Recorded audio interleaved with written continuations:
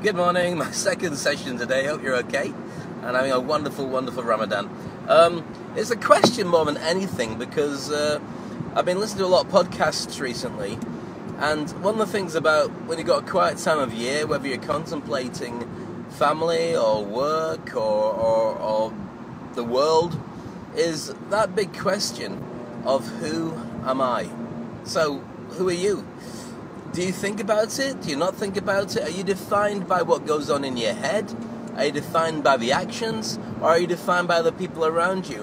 One day, when it comes to your last day on this earth, you've got 1 hour left to live, and you're lying there on your final bed or in a resting place, hospital, at home, doesn't matter. You've got your family and friends all around you, people who've loved you, people who've cared for you, people who want to make sure that you've got the best possible sending off.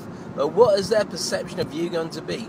Are you going to be a number of different things to each of them? Are you going to be a mystery to them? Are you going to be a number of things that they all conflict with and argue about? Because to me they were that person, to me they were that person. How could you see that? How could you ever have that? Are you back again? I think it's probably overheating because it's quite hot and trying to send the AC through the system to calm it down a bit.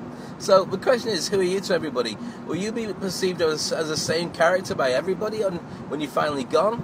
Are you leaving a legacy? Have you written a book? Are you going to be just disappearing? Have you even got kids? I decided not to have kids. Well, it's dead simple. If you don't have kids, there's no problem at all. To me, there's no issue at all. But that will be a definition of who knows you, who misses you, and what you leave as a contribution to the world.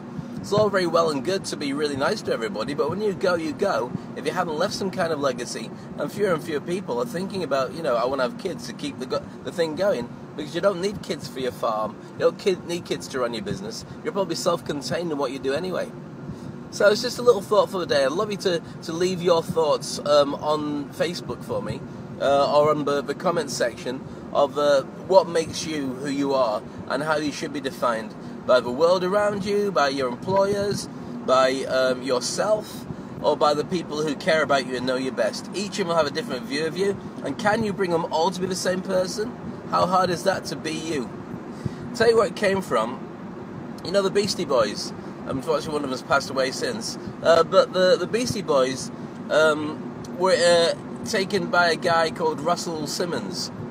And he was, he still is, the godfather of hip-hop. And when he first started working with them, the Beastie Boys were basically dressed like Public Enemy, wearing shell suits with all the chains and everything. And the three Jewish boys. And they'd go out on stage and they'd do all the rap and stuff, and it just wasn't working. It just came across as false.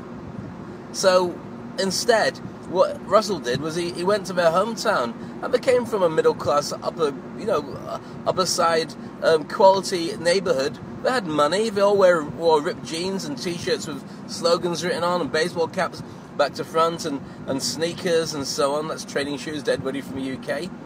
And he found that that's who they were. So it's important to be you, brand you, be the person that you truly are, whoever that is, and find yourself, stop being everybody else.